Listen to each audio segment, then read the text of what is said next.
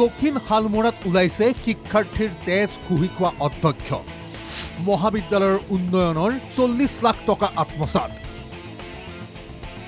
ব্যৱসায়ীৰ সহি জালিয়াতিৰে ভুৱা বিল প্ৰস্তুত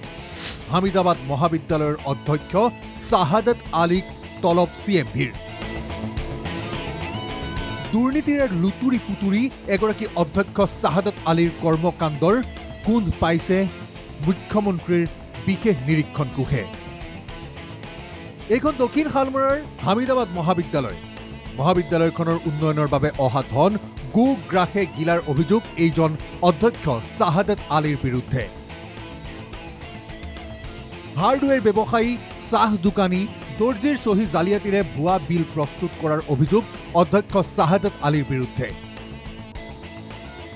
বৃহস্পতিবাৰে মুখ্যমন্ত্ৰী তদাৰকী শাখাৰ কাৰ্যালয়ত হাজিৰ হোৱাৰ নিৰ্দেশ অধ্যক্ষ আৰু সহি জালিয়াতি কৰা ব্যৱসায়ীসকলক কিন্তু হাজিৰ নহল অধ্যক্ষ শাহাদত আলী CMVৰ কাৰ্যালয়ত হাজিৰ হৈ সহি জালিয়াতিৰ প্ৰমাণ দেখি হতবাক এইসকল ক্ষুদ্ৰ ব্যৱসায়ী বনাইছে বহুত টকা আমাৰ দোকানৰ হেতু বাছন নহয় বাছৰটো আপোনাৰ দোকানৰ নহয় কিন্তু আপোনাৰ দোকানৰ নামত বনাইছে হ্যাঁ বনাইছে কমপ্লিট জালিয়াতি কৰিছে প্ৰিন্সিপাল নাই আৰু কোনেবা বনাইছে প্ৰিন্সিপালই কৰিছে ইয়াৰ পৰা তো চাৰ্জ যায় বাছৰবিলাক চিজ কৰি লৈ আহিছে ইয়াতে